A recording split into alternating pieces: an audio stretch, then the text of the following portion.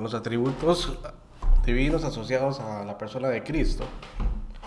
Bueno, aquí no se van a estudiar todos los atributos, sino solo algunos, los principales. Con respecto al atributo de la eternidad, bueno, ya se ha dicho que en el caso del verbo, que Él es antes de todas las cosas y que por medio de Él son todas las cosas. Entonces se puede afirmar que ahí está implicado la eternidad del verbo. Pero también el hecho de que eh, Cristo resucita y sigue poseyendo el atributo de eternidad. En Miqueas capítulo 5, que es una profecía acerca de Cristo,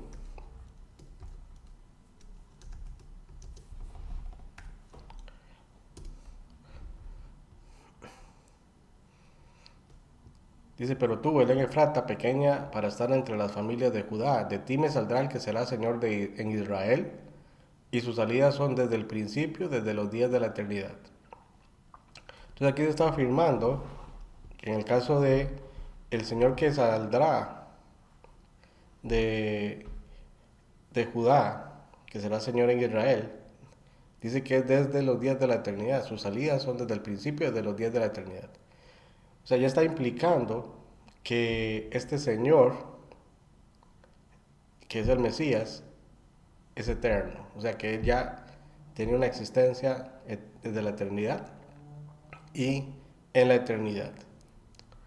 Que de hecho este es el versículo o el texto que citaron los escribas cuando los magos vinieron a buscar a el rey de los judíos que había nacido.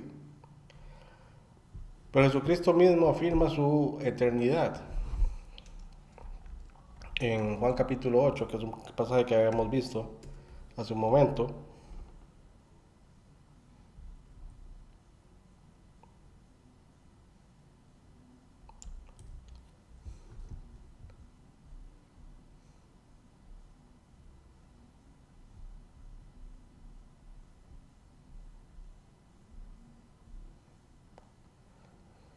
Jesús les dijo: de cierto os digo, antes que Abraham fuese, yo soy. Entonces, habíamos comentado que este pasaje Jesús estaba afirmando o implicando que Él es Jehová, el eterno yo soy. Entonces aquí Él está implicando precisamente que Él es eterno. Entonces, el principio de, de la eternidad del verbo siempre está presente en los evangelios y en el Nuevo Testamento. Otro pasaje que ya hemos visto hace un momento, en Colosenses,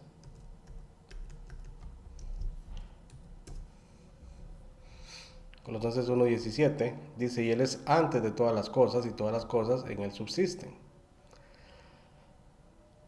Que es lo mismo que dice el apóstol Juan en el Evangelio de Juan, que el verbo era en el principio. O sea, Él ya existía desde antes del principio. La inmutabilidad de Dios también está presente en Cristo. Tenemos que entender que los atributos de la deidad están en Cristo porque Él es Dios, Él sigue siendo Dios.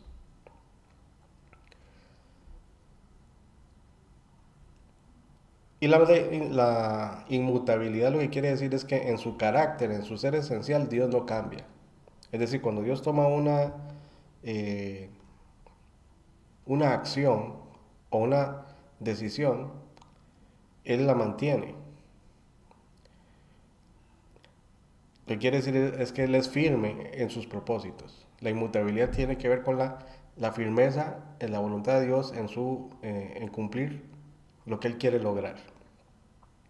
Por ejemplo, cuando Dios decide salvar al ser humano, Dios no cambia. Dios ha decidido salvar al ser humano sí o sí.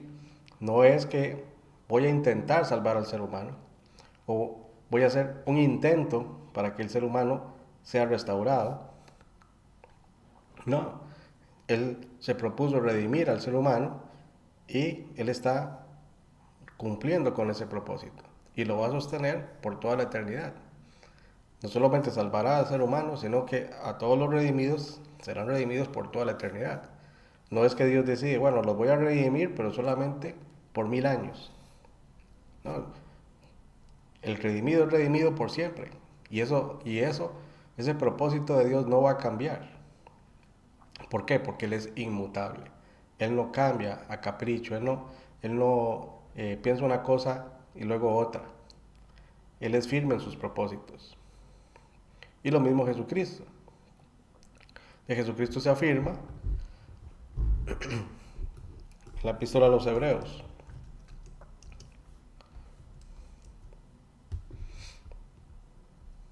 cuando se cita el Salmo, que hace referencia o que se le aplica al Hijo, dice, ellos perecerán, mas tú permaneces. Eso tiene que ver con la eternidad de Cristo. Y todos ellos envejecerán como una vestidura, y como un vestido los envolverás y serán muchos, pero tú eres el mismo. O sea, en cuanto a su ser, Él sigue siendo el mismo, y tus años no acabarán. Eso es la eternidad de Dios. Porque Él hace la comparación precisamente en el versículo 10, dice, tú, oh Señor, en el principio fundaste la tierra y los cielos son obra de tus manos. O sea, Él es el creador de todas las cosas. Pero las cosas, o la creación misma, este universo, va a llegar a su final. Pero Dios no. Jesucristo va a permanecer porque Él es eterno y también Él no cambia. En cuanto a su ser, Él es el mismo siempre. Él es inmutable.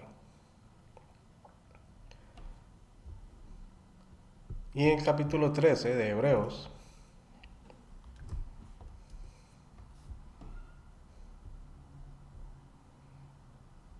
que es el versículo que se cita muchas veces, Jesucristo es el mismo ayer, hoy y por los siglos.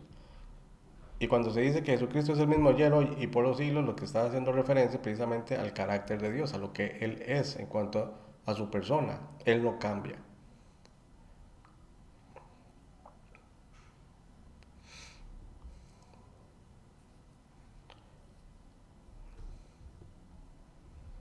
Entonces no sé si hay alguna pregunta o comentario.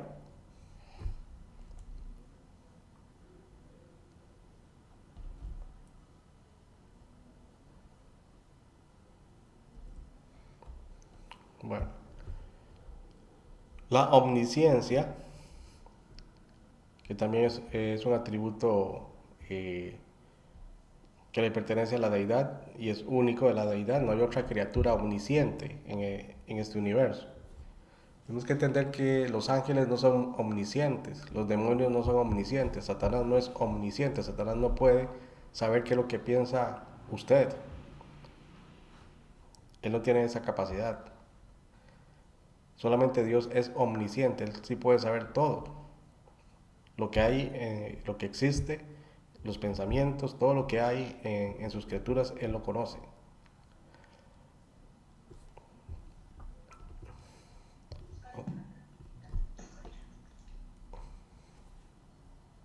¿Si alguien va a hacer un comentario?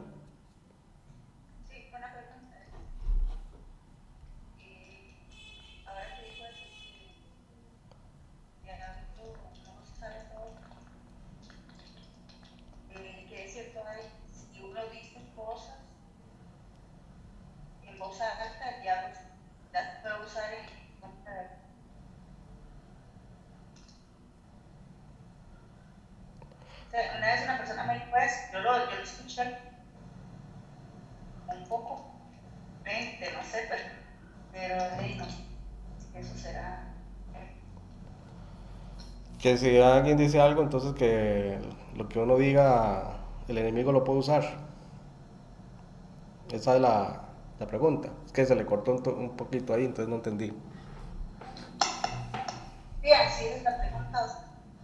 Ok. Sí, efectivamente. O sea, si usted, lo que usted declare audiblemente, los demonios lo oyen.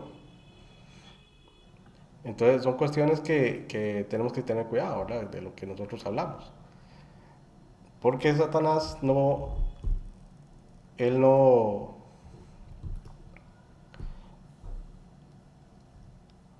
Él no puede conocer los pensamientos. Entonces, lo que nosotros decimos, Él lo puede aprovechar para, para actuar de alguna manera. Pero Él solo puede actuar, ¿verdad?, hasta donde Dios le permita actuar con respecto al creyente. Ya que el creyente está siendo guardado por Dios. Entonces, Dios permite muchas veces eso, pero por una cuestión disciplinaria o formativa para el creyente. Muchos cristianos no entienden que hay una guerra espiritual, que hay una lucha espiritual. Y eso está claramente enseñado en el Nuevo Testamento porque Pablo mismo lo dice, ¿verdad? Que nuestra lucha no es contra sangre y carne, sino contra principados, potestades y huestes espirituales de maldad que habitan en las regiones celestes. O sea, está hablando de todo eh, la estructura del reino de las tinieblas que se opone al cristiano, que se opone al creyente, al Hijo de Dios. Entonces, esa lucha existe. Hay un conflicto espiritual. ¿Qué pasa con el no creyente? Bueno, el no creyente, eh, que es un pasaje que ya lo he citado en muchas ocasiones,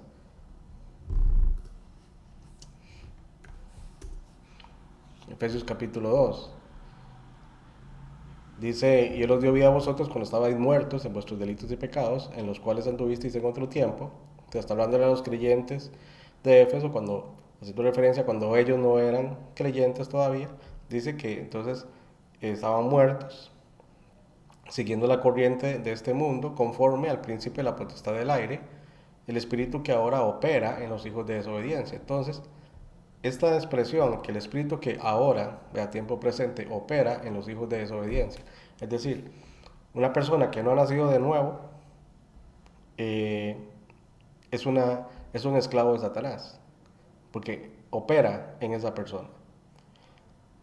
Ahora, cuando dice que opera, significa que él tiene acceso a toda la estructura psíquica de esa persona, es decir, a su alma, a su mente, a su espíritu, sus emociones, sus pensamientos, pero en el sentido de una demonización, es decir, de una influencia demoníaca que opera en la persona, ya sea externa o interna. Pero en el caso del creyente, ya eso se termina. Él ya no puede tener esa potestad o esa forma de operar, porque ya el creyente le pertenece a Cristo. Vea que dice el versículo 3, entre los cuales todos nosotros vivimos en otro tiempo, en los deseos de nuestra carne, haciendo la voluntad de la carne y los pensamientos, y éramos por naturaleza hijos de ira, lo mismo que los demás, pero Dios, que es rico en misericordia, por su gran amor porque nos amó, aun estando nosotros muertos en pecado, nos dio vida juntamente con Cristo. Y juntamente con Él nos resucitó y asimismo nos hizo sentar en los lugares celestiales con Cristo Jesús. Entonces, vean aquí que ya la posición del creyente cambia con respecto a lo que era antes. Porque antes la persona era tinieblas, pero ahora ya no es tinieblas, ahora estaba muerto, pero ahora está vivo. ¿Verdad? Que estando nosotros muertos de pecado, dice, nos dio vida. Entonces ahora estamos vivos. Ahora nos resucitó. Está hablando de nuevo nacimiento o la resurrección del espíritu que estaba muerto. Es decir, se restituye la comunión con Dios. Y dice, nos hizo sentar en los lugares celestiales con Cristo Jesús. O sea que somos colocados en el reino de Cristo. Y es una condición que es totalmente nueva para la persona. Por eso cuando habla Pablo en primera Corintios creo, bueno no, segunda Corintios, donde habla que aquí eh, eh, todas las cosas son hechas nuevas. ¿Verdad? Entonces ahí habla de que todo es hecho nuevo. O sea, para el creyente es todo nuevo. Pero todo eso nuevo, aunque está ahí y se recibe de Dios, es con el tiempo que se va manifestando en la vida de la persona. O sea, en la vida de la persona que ha nacido de nuevo.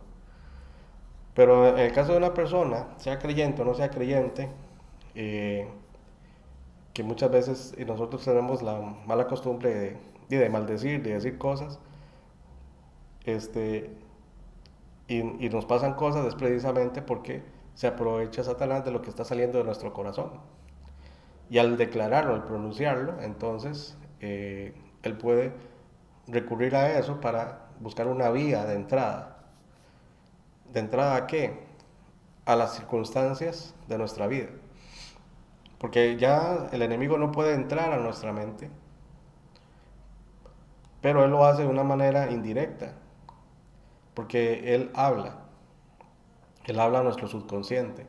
Entonces esos pensamientos suben a nuestro consciente, a nuestra mente, y muchas veces los pensamientos negativos o los pensamientos de maldad que surgen en nuestro corazón vienen de nosotros mismos, pero es porque el enemigo está hablando a nuestro subconsciente. Entonces creemos que somos nosotros y no nos damos cuenta que es el enemigo que nos está hablando y nos convence de que somos nosotros.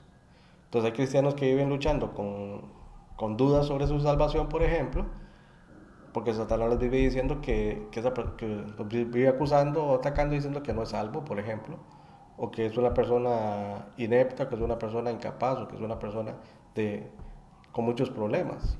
Y no se ha dado cuenta de que son mentiras del enemigo. Ahora, puede haber situaciones en nuestra vida que sí necesitamos mejorar, ¿verdad? Entonces ahí es donde nosotros tenemos que madurar espiritualmente y discernir eh, qué sí viene de Dios y qué no viene de Dios, porque muchas veces estamos escuchando la voz del enemigo en lugar de estar escuchando la voz del Espíritu Santo, porque el Espíritu Santo también nos habla a nuestra conciencia, a nuestro subconsciente y llega a nuestro consciente, principalmente a través de la palabra de Dios.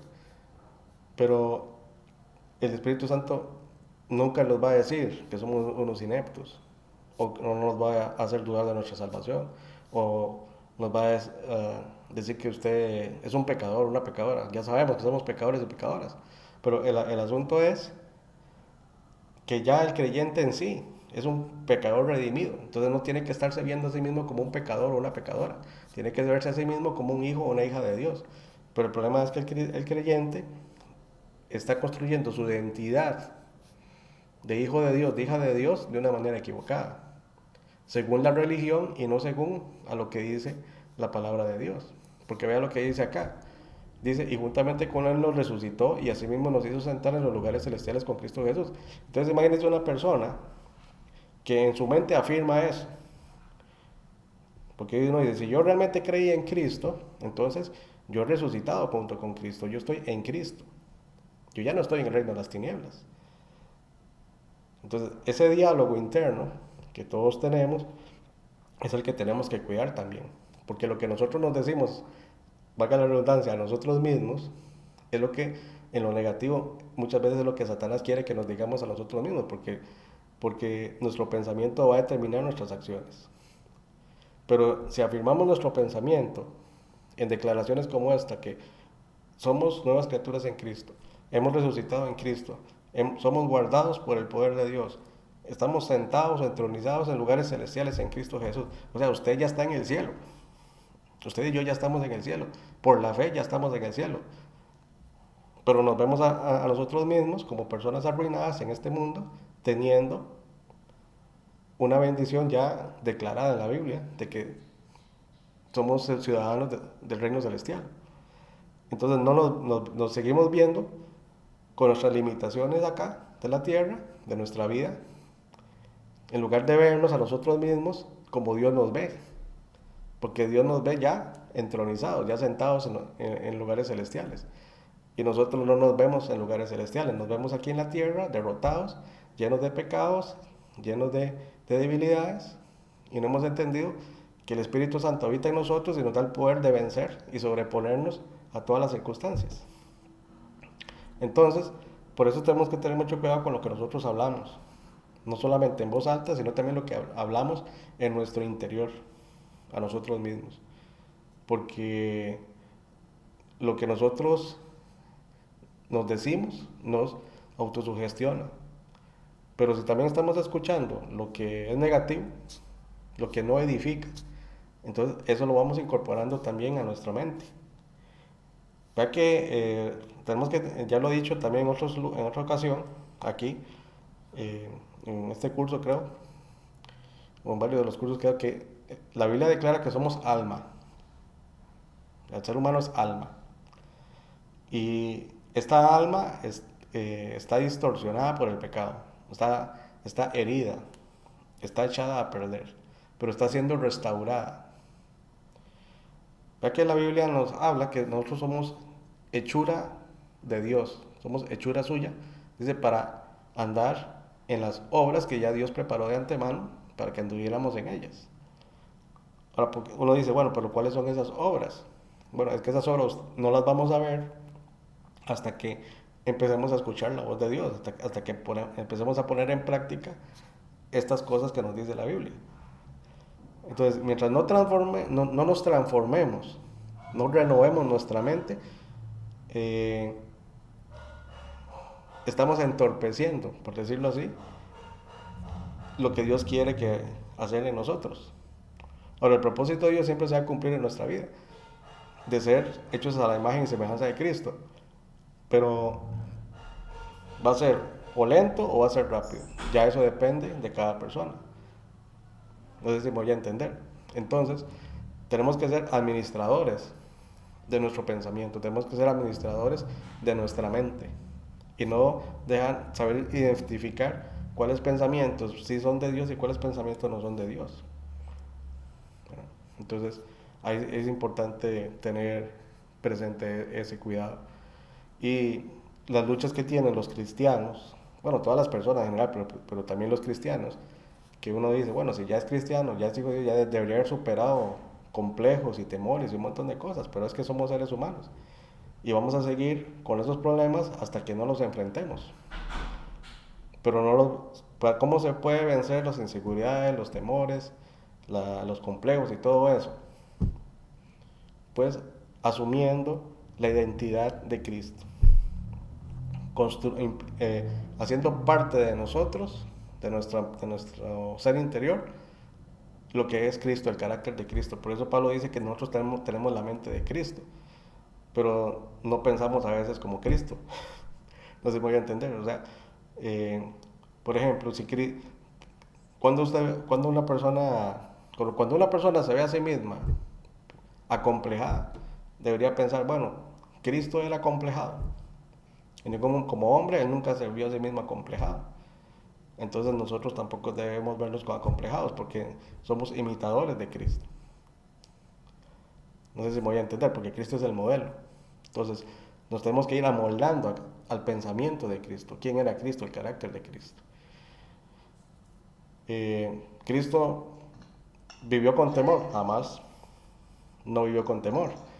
Él siempre venció. Entonces, ¿significa que yo voy a vencer como Cristo? Sí, todo cristiano puede vencer como Cristo si tiene su fe afirmada en Cristo.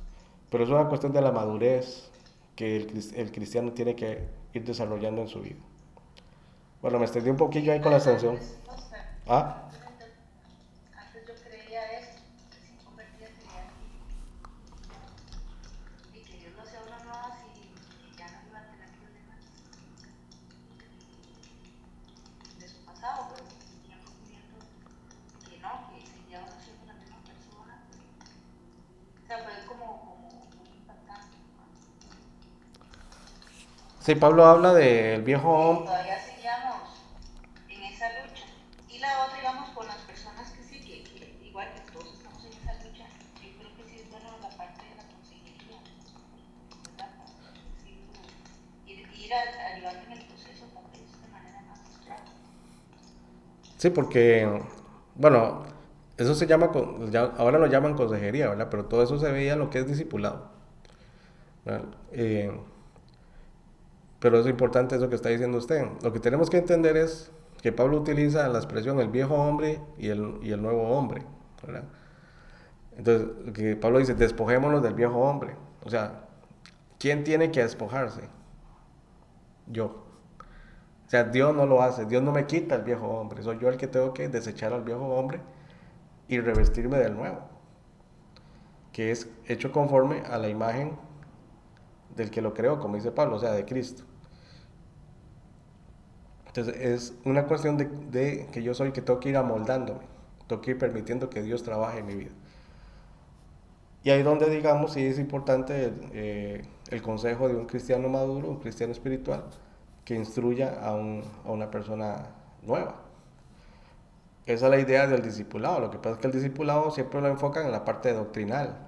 Aprenda doctrina, sí, tiene que aprender doctrina, pero el asunto es que no sabe vivir su vida espiritual. No entiende cómo es el vivir o andar en el espíritu. Y cómo le van a enseñar eso si a veces el mismo maestro ni siquiera sabe andar en el espíritu. ¿Y qué es andar en el espíritu? Precisamente lo que acabo de decir, es adoptar o revestirnos del nuevo hombre.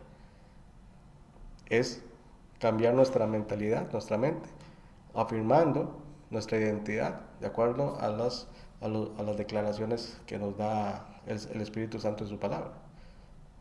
Ya, ¿cómo nos ve Dios? Somos más que vencedores por medio de aquel que nos amó. Pero cuando los cristianos se ven más que vencedores. Pero imagínense que ustedes todos los días esté afirmándose a sí mismo o a sí misma: yo soy más que vencedor en Cristo.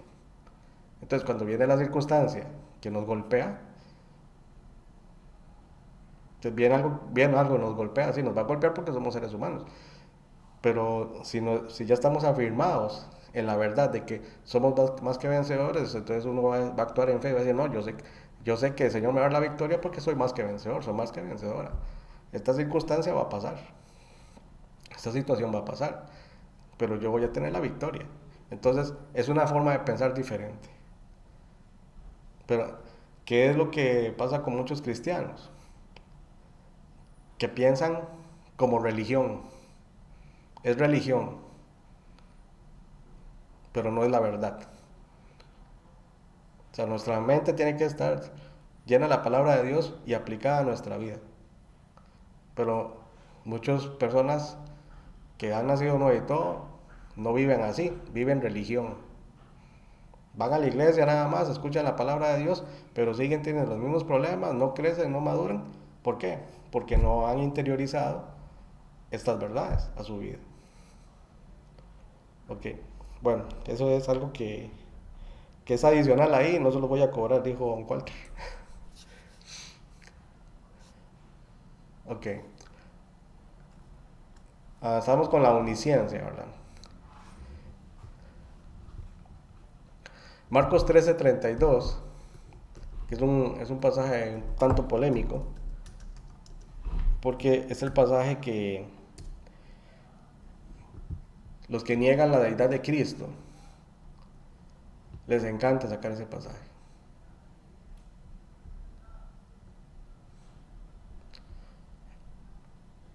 Dice el verso 31: el cielo y la tierra pasarán, pero mis palabras no pasarán. Pero de aquel día y de la hora nadie sabe, ni aun los ángeles que están en el cielo, ni el Hijo, sino el Padre. Entonces, algunos dicen, si Jesucristo es Dios, ¿cómo puede no saber? Porque si Él es Dios, debería saber, porque Él es omnisciente. Aquí tenemos que entender algo. Jesucristo es Dios, pero es hombre. Como hombre, Él no sabe. Como Dios, sí sabe. Pero aquí lo que está afirmando Jesús dice que de aquel día y de la hora nadie sabe, sino el Padre. O sea, es prerrogativa del Padre decir cuándo. Y el Hijo, ¿qué es lo que hace? Ejecuta. Cuando el Padre dice, va a ser tal día, el Hijo cumple. Pero no es que aquí Jesús no está negando su omnisciencia. Él está afirmando que Él, en cuanto hombre, en cuanto ser humano, Él no puede ser omnisciente. Porque Él era humano, tiene un cerebro limitado. No tiene un cerebro que pueda hacer, con capacidad infinita, porque para poder ser omnisciente tiene que tener capacidad infinita. Pero como hombre no podía tener un cerebro con capacidad infinita. Entonces, ¿cómo iba Jesús a manejar la omnisciencia siendo hombre? No podía.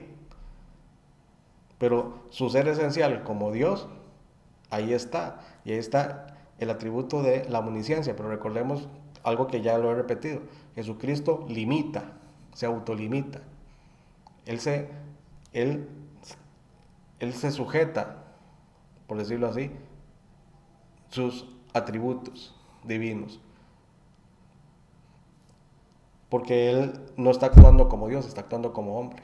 Entonces, cuando Jesús afirma que ni el Hijo sabe, está diciendo la verdad.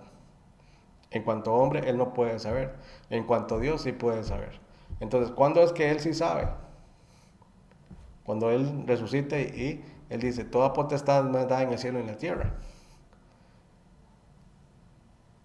¿Por qué? Porque entonces ya ahora es Cristo resucitado con un cuerpo glorificado, pero ahora Cristo ya está asumiendo su posición nuevamente en cuanto a su posición a la diestra de Dios. Entonces, ahora ya no se limita en cuanto a sus atributos, ya está siendo Él, actuando Él en cuanto a su deidad, porque ya no está sujeto a la humanidad limitada que Él tenía.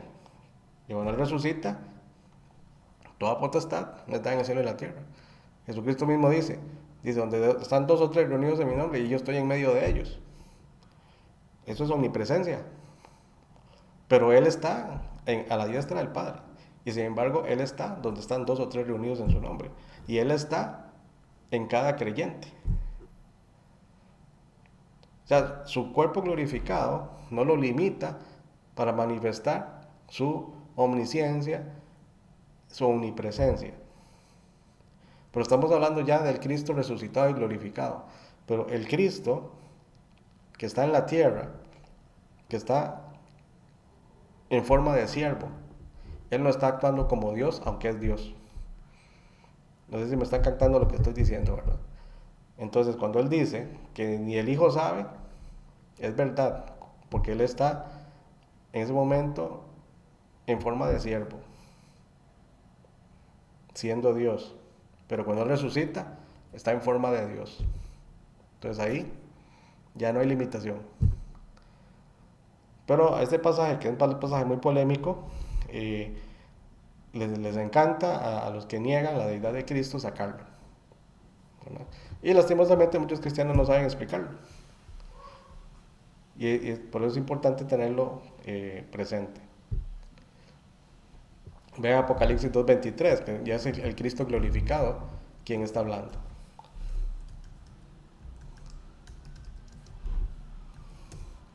Entonces, Él está afirmando su omnisciencia.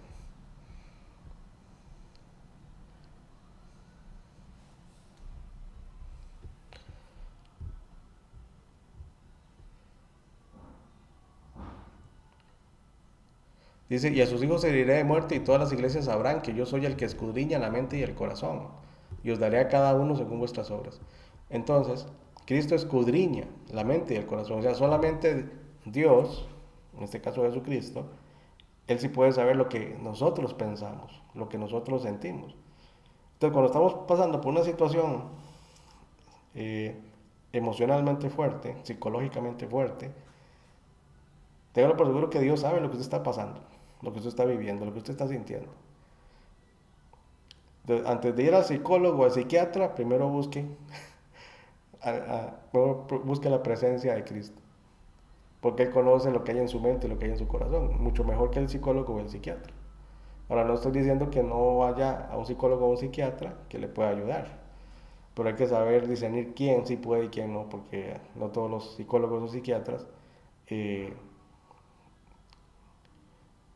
son uh, simpatizantes del Evangelio, ¿verdad? Entonces, más bien, si se tapan con cristianos, más bien tratan de ver cómo lo sacan de su fe. Entonces, en eso sí hay que tener un poco de cuidado. Pero Cristo conoce lo que hay en la mente y el corazón. O sea, es algo propio de Dios. No hay ninguna otra criatura que pueda conocer lo que hay en la mente y el corazón del ser humano. Dios sabe lo que hay en la mente y el corazón de nosotros, sabe lo que hay en la mente y el corazón de los ángeles, tanto los que son fieles a Dios como los que están caídos. Dios lo sabe, Dios conoce todo lo que hay en lo interior de sus criaturas. Además de todo lo demás, Dios también ya lo sabe.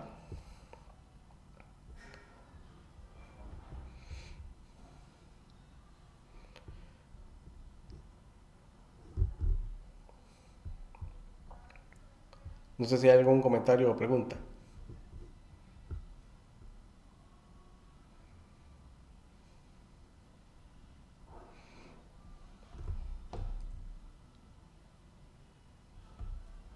Ok.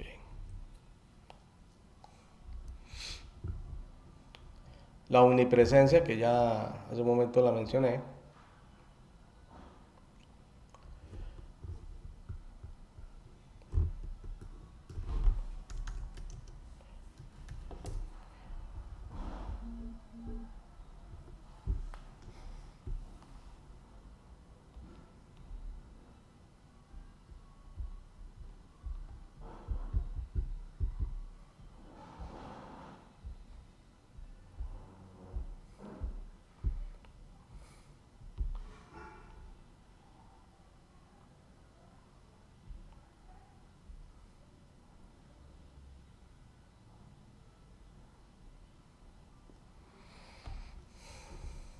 Ok.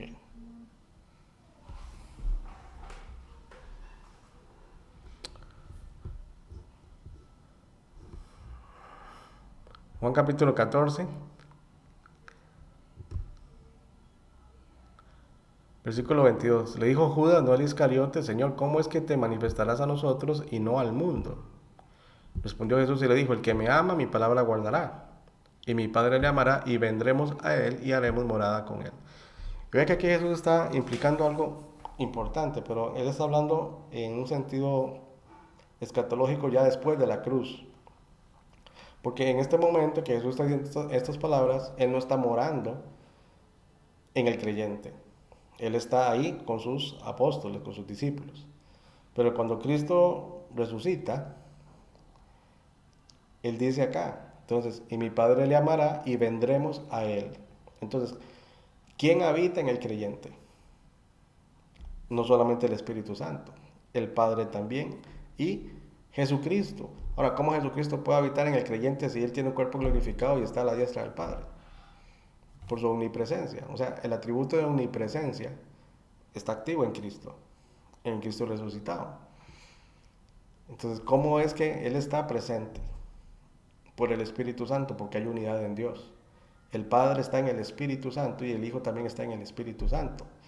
Así como el Espíritu Santo está en el Padre y está en el Hijo. Entonces, ahí está la presencia de Dios en nosotros por la presencia del Espíritu Santo. Entonces, tanto el Padre. Cuando nosotros oramos al Padre, entonces pensamos en el Padre allá en el cielo. Y es verdad, el Padre está en el cielo. Pero no somos conscientes, porque se nos olvida lo que está Jesús diciendo acá, que el Padre está habitando en mí y está habitando en usted. Vean lo importante que es esto. Entonces, el Padre vive en usted. El Hijo vive en usted. Y el Espíritu Santo, evidentemente, vive en usted. O sea, Dios vive en usted. Está en usted. Y no solamente con usted. Ahora, imagínense si nosotros estuviéramos siempre conscientes de la presencia de Dios en cada momento de nuestra vida. ¿Cómo sería nuestra vida si estamos conscientes de la presencia de Dios? Sería una vida más feliz. Sería una vida más gozosa. Porque uno dice, ¿por qué tengo que preocuparme si Dios está conmigo? ¿Por qué tengo que pensar en el mañana? ¿Qué será o qué pasará? Mañana Dios va a estar conmigo así como está hoy. Así como Dios está con usted en este momento, va a estar dentro de 5 minutos igual con usted. Y va a estar mañana con usted y pasado mañana con usted. Porque nunca se va a apartar de usted. Pero como somos seres eh, tridimensionales, limitados a nuestras circunstancias, solo vemos las circunstancias y no estamos acostumbrados a ver más allá de las circunstancias, es decir, lo espiritual. Y estar conscientes de que Dios está con usted, Dios está conmigo en todo momento, en lo bueno y en lo malo, en las buenas y en las malas, Dios está con usted. Y eso es algo que si los cristianos lo tuvieran presente siempre, su vida sería muy diferente. Entonces, el cristiano que tiene luchas, la lucha está, Pero en lugar de luchar con su situación, eh, apoyándose en Dios, lo hace apoyándose en la carne o apoyándose en los hombres, buscando la ayuda de otros. Y no está mal pedir la ayuda de otros, pero la principal ayuda es la que usted recibe directamente de Dios. Okay. Vea, y dice el verso 25. Bueno, el 24. El que no me ama no guarda mis palabras, y la palabra que habéis oído no es mía, sino del Padre que me envió. Os he dicho estas cosas estando con vosotros. Entonces vea que aquí Jesús está diciendo estas cosas estando con ellos. Jesús no estaba en ellos. Por eso Jesús está hablando todavía a un futuro cercano. Cuando él también les habla que el Espíritu vendrá. Vea el versículo 26, más el Consolador, el Paracleto, el Ayudador. Así aquí él traduce como Consolador, pero el Paracleto es el Consolador, el Ayudador, el que alienta, el que está ahí para animar. O sea, el Espíritu Santo está precisamente para eso. Para guiar, para edificar, para consolar, para alentar, para instruir. Para eso está el Espíritu Santo. El Espíritu Santo a quien el Padre enviará en mi nombre. Entonces, el Espíritu Santo es enviado tanto por el Padre como por el Hijo. Dice, y Él os enseñará todas las cosas y os recordará todo lo que yo os he dicho. La paz os dejo, mi paz os doy. Yo no la doy como el mundo la da. Y vea que el día de hoy la gente quiere paz. Pero recuerden lo que dice la Biblia, ¿verdad? Cuando digan paz, paz, les vendrá destrucción repentina. Pero para el creyente es otra historia, porque tenemos la paz de Cristo. La paz os dejo, mi paz os doy. Dice, yo no la doy como el mundo la da, porque la paz del mundo es temporal. Es una paz engañosa, es una paz falsa, no es genuina. Solo la paz que da Cristo es verdadera. ¿Y de dónde viene esa paz? De saber que la presencia de Dios está en nosotros, que Él habita en nosotros. Por eso porque Él habla aquí, que el Padre, que Él y el Espíritu Santo van a estar en ellos, en nosotros. Dice, no se turbe vuestro corazón ni tenga miedo. ¿Por qué? Porque la presencia de Dios está en el creyente. Entonces por eso yo les decía, o les digo, si el creyente estuviera consciente de la presencia de Dios en todos los aspectos de su vida, tendría paz, tendría una vida plena, tendría una vida feliz, libre de preocupación. ¿Por qué? Porque su fe es fuerte. ¿Quién es el que tiene una fe fuerte? El que está consciente de que tiene a Dios de su lado. Pero a veces nuestra fe es débil porque estamos dudando y no estamos siendo conscientes de la presencia de Dios. Okay. No sé si hay alguna pregunta o comentario.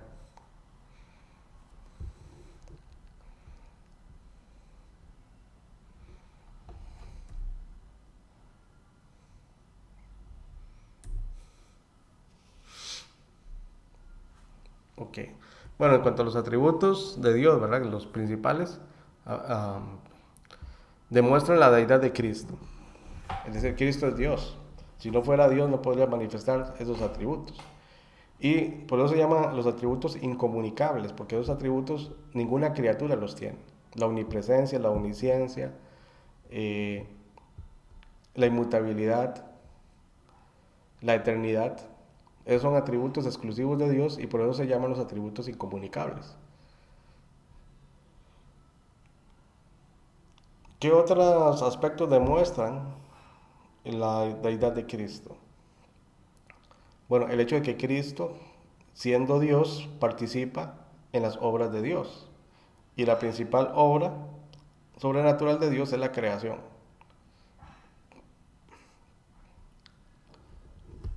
Que ya hemos mencionado algo sobre eso, ¿verdad? Juan capítulo 1. Dice, en el principio era el verbo. O sea, y el verbo era con Dios y el verbo era Dios. O sea, ¿en cuál principio se está ubicando Juan? En el principio de los cielos y la tierra. Dice, este era en el principio con Dios. Pero noten acá que Eh, Cristo o el Verbo, que es Dios mismo, Él es el principio de todas las cosas, pero Él es antes de ese principio o de la existencia de todas las cosas. Por lo tanto, entendemos que Dios, o el Verbo en este caso, que es antes de todas las cosas, significa que Él estaba mucho tiempo antes del principio de todas las cosas. ¿Cuánto tiempo antes? No se sabe. Un tiempo infinito, desde la eternidad. Pero el punto aquí es que esto es un axioma, es algo que es una verdad que es evidente por sí misma. Todas las cosas fueron creadas por Dios. Por eso el versículo 3 dice, todas las cosas por Él fueron hechas. Y sin Él, nada de lo que ha sido hecho fue hecho. Es decir, sin Dios nada puede existir. Porque todas las cosas son contingentes. Es decir, todas las cosas dependen, en cuanto a su existencia, dependen de que algo o alguien lo haya traído a su existencia. En este caso no es un algo, es alguien, es una persona. Ahora, todas las cosas por Él fueron hechas. Entonces, cuando Él dice que todas las cosas por Él fueron hechas, esta declaración evidentemente excluye al que hace que todas las cosas sean. O sea, Dios no es parte de todas las cosas, porque Él es el creador. Entonces, todas las cosas por Él fueron hechas y sin Él nada de lo que ha sido hecho fue hecho. Pero estos tres versículos lo que están afirmando es que lo que dice Génesis 1:1, ahí estaba el Verbo, ahí estaba Jesucristo. Ahí estaba Elohim. Génesis 1:1. En el principio, Elohim creó los cielos y la tierra. Entonces, ¿dónde estaba el Verbo? En Elohim. Porque el Verbo es Elohim. Entonces, vean si lo leemos de esa manera. En el principio era Elohim. Y el Verbo era con Elohim. Y el Verbo era Elohim. Este era en el principio con Elohim. Entonces, aquí estamos viendo que Jesucristo es Elohim. O sea, es Dios. El Dios que se declara creador de todas las cosas en Génesis 1:1 es el mismo que vino y se encarnó o fue hecho carne. Pero Él participa en la creación, todo lo que tiene que ver con la creación. Vean lo que dice el versículo 10. Dice, en el mundo estaba y el mundo por Él fue hecho. Pero el mundo no le conoció. O sea, el verdadero dueño de este mundo estaba en el mundo, como hombre. Pero el mundo, si en este caso los que habitan en el mundo, esto es un juego de palabras, porque en el mundo estaba, o sea, se refiere a este planeta. Y el mundo por él fue hecho. Bueno, pero el mundo no le conoció, no significa que entonces que el planeta Tierra no le conoció, sino aquí se refiere al cosmos, es decir, al sistema en donde vive el ser humano. El modo de pensar y de vivir del ser humano no le conoció. Entonces, este cosmos no conoció a aquel que creó este cosmos, pero que este cosmos fue echado a perder por el pecado. Entonces no le conoció. Versículo 11, a lo suyo vino. Y aquí se refiere precisamente al pueblo de Israel, porque Israel como nación le pertenece a Dios, por lo tanto le pertenece al Verbo y le pertenece a Cristo. A lo suyo vino y los suyos, porque él nació como judío, no le recibieron. ¿Por qué no le recibieron? Porque no le conocieron como Mesías. Dice, más a todos los que le recibieron, más a todos los que lo conocieron como Mesías y lo recibieron como Mesías, a los que creen en su nombre, es decir, que Él es el Hijo de Dios, les dio potestad de ser hechos hijos de Dios o les dio la autoridad de ser hijos de Dios. En el original la palabra hechos no está. Lo que dice es, les dio potestad de ser hijos de Dios. O sea, no es cuestión de ser hecho hijo de Dios o constituido, sino de ser. O sea, usted y yo somos hijos de Dios, hijas de Dios. No es que somos solamente hechos hijos de Dios o constituidos hijos de Dios, sino que somos. O sea, si somos, tenemos una identidad como hijo de Dios y como hija de Dios. Pero esa identidad tiene que manifestarse, tiene que ser implantada en nosotros. Tenemos que apropiarnos de esa identidad de hijo de Dios o hija de Dios. Tenemos que madurar para ser el hijo de Dios, la hija de Dios que Dios quiere que usted sea, que Dios quiere que yo sea. Dice, y aquel verbo, dice, y bueno, verso 3, y los cuales no son engendrados de sangre, ni voluntad de carne, ni voluntad de varón, sino de Dios, que ya lo comentamos. Pero el hecho es que Cristo participa en la creación original, la creación natural de los cielos y la tierra, y Él participa, o Él es el creador de la nueva creación, que inicia con su resurrección, porque Él es las primicias de la nueva creación. Y nosotros, los creyentes, cuando nacemos cuando nacemos de nuevo, somos parte de esa nueva creación en lo espiritual. Más adelante, nuestro cuerpo será parte de esa nueva creación con la resurrección o la transformación, cualquiera que sea la situación en el momento en que Cristo regrese.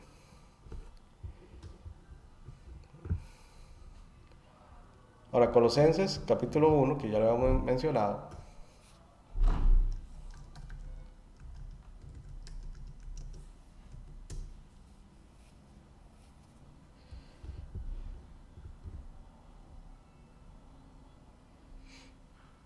dice, porque en Él fueron creadas todas las cosas, las que hay en los cielos y las que hay en la tierra. Ahora, hay que entender esta expresión, dice, porque en Él fueron creadas todas las cosas. ¿Qué fue creado? En el corazón, en la mente de Dios, antes de que todo llegara a tener existencia por el poder de Dios, por la palabra de Dios, en Él, o sea, en la mente de Dios, ya estaban todas las cosas. Es decir, lo que Dios ya concibió que Él quería hacer, para Dios era ya hecho. Es decir, en la mente de Dios, lo que Dios concibe en su mente, ya es algo que está hecho para Él. Él solamente tiene que dar la palabra y lo trae a la existencia. Y es una situación, o es algo que en un sentido limitado está en el ser humano, porque el ser humano lo que concibe en su mente lo puede traer a la existencia, pero lo tiene que hacer a través de un material ya existente y un proceso para poder eh, desarrollar un objeto o algo que sea tangible. Pero los objetivos, los planes, todo lo que el ser humano concibe para poder lograrlo, lleva un proceso parecido como el que hay en Dios, porque lo concibe en su mente y luego lo ejecuta. Y Dios también. Dice, pero en Él fueron creadas todas las cosas. ¿Cuál es la diferencia? Que ya en Dios, en su interior, en su mente, ya es una realidad. Pero Él puede hacerlo realidad en un instante. El ser humano no. El ser humano tiene que procesarlo, tiene que ejecutarlo en el tiempo. En cambio, Dios no necesita de eso para lograr las cosas. Pero porque en Él fueron creadas todas las cosas, las que hay en los cielos y las que hay en la tierra. Es decir, en Cristo, en el Verbo, todo ya estaba, ya existía. Pero luego dice, todo fue creado por medio de Él. O sea, cuando ya pasó de ser algo que está en la mente de Dios a ser algo ya tangible, existente. Entonces, todo fue creado por medio de Él. O sea, todo sale de Dios, viene de Dios, por su palabra. Entonces, donde no había nada, ahora Dios trae a la existencia algo. Pero no de la nada, sino de sí mismo. ¿Y dónde lo pone? Donde no había nada. Donde no había nada, ahora hay algo. Y eso es lo que hace Él. Todo fue creado por medio de Él. Ahora, si Él lo concibió en su mente y Él lo trajo a la existencia, ¿quién es el dueño? Él, obviamente, porque Él es el autor intelectual de este universo. Dios es el autor intelectual de su existencia, de mi existencia.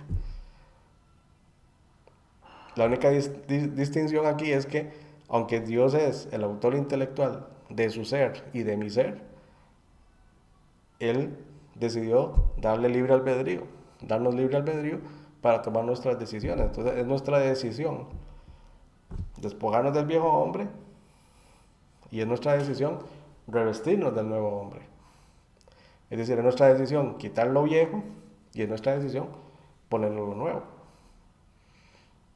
Pero todo eso ya Dios lo ha previsto. Y por eso el Espíritu Santo nos guía y nos lleva, nos muestra. ¿A qué? A que escojamos y a que busquemos lo nuevo, y vayamos desechando lo viejo. Porque es la obra de Dios en nosotros. Y Dios no violenta ese libre albedrío que hay en nosotros, sino que Él es paciente. Él es paciente. ¿Cuánta paciencia tiene Dios conmigo? ¿Cuánta paciencia tiene Dios con usted? Porque cuántas veces nos hemos caído y cuántas veces nos hemos levantado. El hecho de que caigamos y nos levantemos es una evidencia muy fuerte de que usted y yo hemos nacido de nuevo. Porque si nosotros fallamos en lo espiritual y no nos levantamos para volver a buscar la presencia de Dios, es porque el Espíritu Santo no está en nosotros. O sea, si el Espíritu Santo está en la persona va a seguir buscando volver, levantarse. Pero la situación es romper con lo viejo para adoptar a lo nuevo. Tenemos que hacer un corte profundo. Cortar profundamente lo viejo y quitarlo para darle campo a lo nuevo. Y eso es algo que tenemos que decidirlo nosotros. Ahora, cuando Dios, o en este caso Cristo, opera en la creación, todo lo que es el ser humano en cuanto a su constitución psíquica o espiritual, ya Dios la conoce. Por eso Él, como Él conoce la situación suya y la mía, y es parte de lo que es el diseño de Él, excepto el pecado, porque Dios no nos diseñó para ser pecadores, pero Él sí previó esa situación y por eso los está restaurando. Eh, el propósito de Dios es hacerlo a usted la persona que Dios siempre quiso que fuera usted. Y tal vez esa persona, esa mujer, ese hombre, que es usted, que está en proceso, porque somos una obra en proceso, va a llegar el momento en donde todo lo que Dios quiere que seamos no lo vamos a alcanzar en esta vida, sino que lo vamos a alcanzar cuando estemos allá en el reino celestial, porque ahí va a continuar. Ahí no es una cuestión de que llegamos al cielo, a la nueva vida, y ya nos quedamos estáticos, ahí ya vamos a estar estáticos ahí, y ¿qué vamos a hacer? Solo estar alabando a Dios, no. Hay un oficio designado para usted, un oficio designado para mí, pero que es allá, no sabemos cuál es todavía, pero cuando estemos allá, allá vamos a recibir, allá vamos a ser útiles en algo, vamos a recibir un oficio, una, una función dentro de ese reino celestial. Porque Dios no es un Dios estático, Dios es un Dios que siempre está moviéndose, para, porque su plan, su propósito se tiene que cumplir. Y usted y yo somos parte de ese plan, de ese propósito. Entonces, ahí todo eso se va a cumplir. Y es algo que es perfecto. Y es algo que nos va a agradar. Porque a gente, incluso he escuchado cristianos que, que lastimosamente han dicho, y los he escuchado decir, que pereza ir al cielo, porque en el cielo todo es siempre lo mismo y aburrido. Y ¿cómo sabe si usted nunca ha estado ahí? Porque la Biblia dice que cosas que ojo no vio, ni oído yo, ni han subido en el corazón, son las que Dios tiene preparadas para todos los que le aman. Entonces, ¿cuántas cosas tiene Dios preparadas para usted? Que usted no se imagina. Pero no es para acá, es para cuando estemos allá. Entonces ahora Dios tiene cosas preparadas para usted, pero allá Dios tiene otras cosas preparadas para usted, porque es parte de ese proyecto creativo de Dios, de esa creación que estaba en la mente de Él. Okay.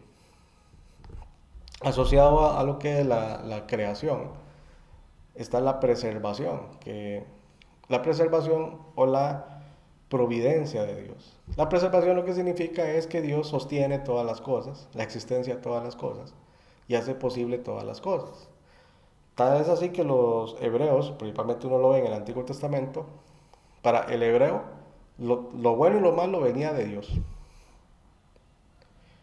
O sea, si algo malo pasaba, venía de Dios, y si algo bueno pasaba, venía de Dios. Ellos no hacían distinción en cuanto a eso. Para ellos, Dios es el que hacía posible lo bueno y lo malo. Si llovía o no llovía, era voluntad de Dios si llovía o no llovía.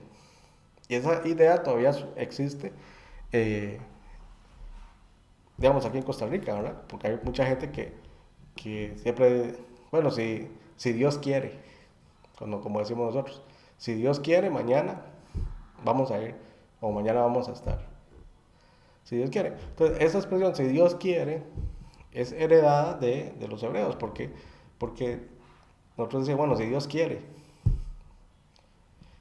eso será. Si Dios no quiere, no será.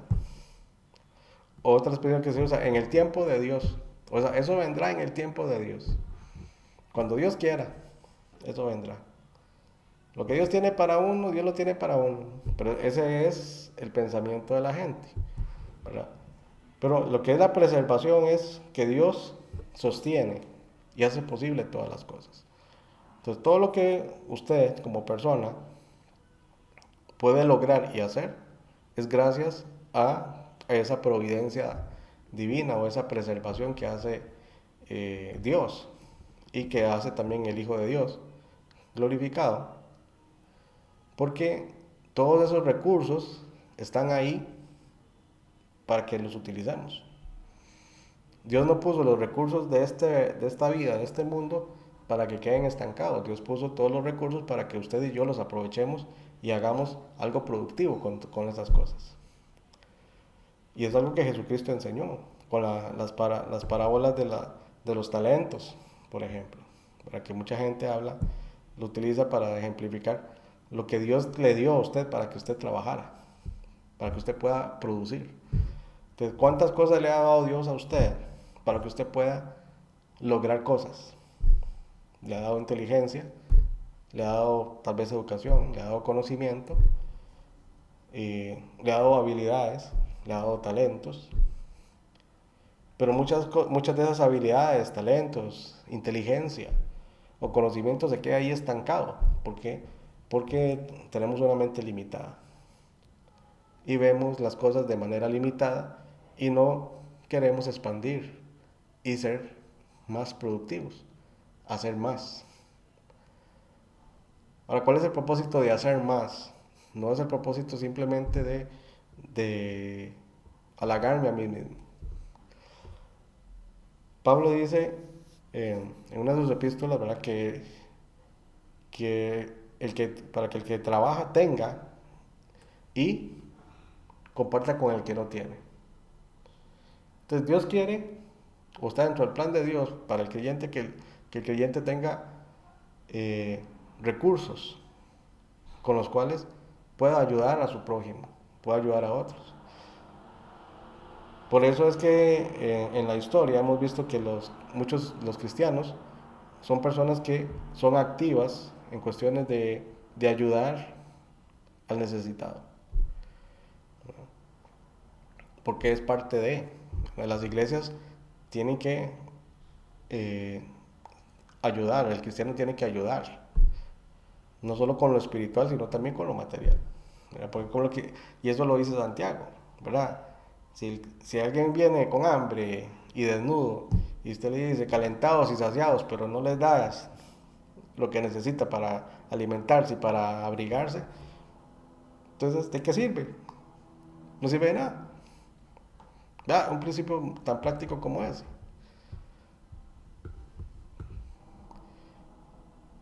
Porque la fe tiene que verse, tiene que manifestarse. Y la fe tiene que ver precisamente con esta preservación de las cosas, con esta providencia de Dios, porque Dios utiliza a la persona de fe. ¿Para qué? Para darle fe a otro. para edificar a otros. Por eso es que es Pedro, creo que quien dice, ¿verdad? Que de nuestra boca tiene que salir siempre una palabra de gracia para que sea de edificación para otros. Que no sea de destrucción, o sea, que de nuestra boca no salga algo de destrucción, sino que salga algo bueno para ayudar a otros. Y no solo nuestras palabras, sino nuestras acciones. Pero no solamente es decir, pero también haciendo. Es hablando, pero haciendo.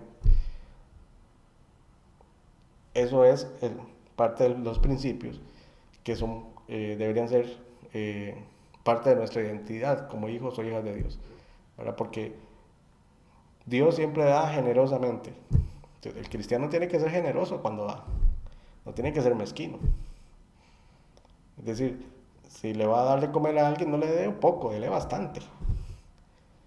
Si le va a dar ropa a alguien que necesita, no le dé una camisa, dele 2 camisas. Y si puede un pantalón también, y un par de zapatos. ¿Por qué? Porque Dios siempre da más abundantemente de lo que nosotros creemos o pensamos. Entonces, si Dios, nuestro Padre Celestial, si somos hijos de Dios, tenemos que ser imitadores de Dios, tenemos que mostrar ese carácter de Dios. Bueno, la clase de hoy ha sido más prédica que clase, ¿verdad? Pero espero que haya sido de bendición para ustedes. No sé si hay alguna pregunta o comentario.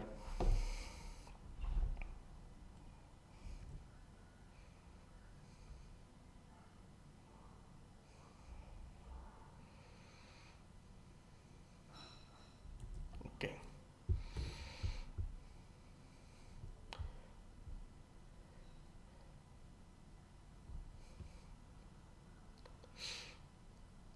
Ahora la resurrección, que la resurrección, así brevemente, la resurrección es otra demostración de la deidad de Cristo, porque eh, Jesucristo declaró que Él es la resurrección y la vida, y Él anunció que Él iba a resucitar, y que Él, no solamente que Él iba a resucitar, sino que también Él iba a resucitar a los que murieran, tanto buenos como malos, Él los va a resucitar.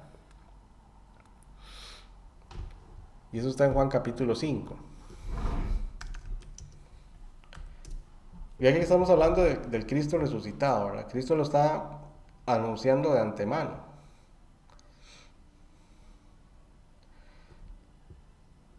Vean el verso 21, porque como el Padre levanta a los muertos y les da vida, así también el Hijo a los que quiere da vida, porque Él es Dios. Ahora, porque el Padre a nadie juzga, sino que todo el juicio dio al Hijo, para que todos honren al Hijo como honran al Padre. El que no honra al Hijo no honra al Padre que le envió. De cierto os digo, el que oye mi palabra y cree al que me envió, tiene vida eterna, y no vendrá con la condenación, más ha pasado de muerte a vida. De cierto os digo, viene la hora y ahora es, cuando los muertos oirán la voz del Hijo de Dios, y los que la oyeren vivirán. Porque como el Padre tiene vida en sí mismo, así también ha dado al Hijo el tener vida en sí mismo. Y también le dio autoridad de hacer juicio por cuanto es el Hijo del Hombre. No os maravilléis de esto, porque vendrá hora cuando todos los que están en los sepulcros oirán su voz. Y los que hicieron lo bueno saldrán a resurrección de vida, mas los que hicieron lo malo a resurrección de condenación. Entonces vea que Jesús, siendo Dios, y el Padre, que siendo Dios, toda la resurrección es una obra de Dios y por lo tanto también Cristo al resucitar demuestra que Él es Dios porque tiene el atributo de dar vida. Él tiene vida en sí mismo. De hecho, Juan empieza su evangelio hablando de que Él es la vida, que Él es la luz. Y si Cristo es vida espiritual y es vida física. Porque aquí está hablando que los que oyen la voz reciben vida. Entonces se oye, en 2 etapas se recibe vida, cuando se oye la voz de Cristo. En la etapa espiritual, cuando resucitamos en lo espiritual, nacemos de nuevo. Y en lo físico, cuando seamos resucitados con un cuerpo nuevo, porque Él va a dar la orden y vamos a resucitar. Ahora Cristo resucita y Él demuestra que Él vence la muerte. De manera que todo aquel que cree en Cristo tiene vida eterna, o sea, ya la muerte La muerte solo va a ser un instante. La muerte física va a ser solo un instante para el creyente. No va a ser para siempre. Lo mismo que para Cristo.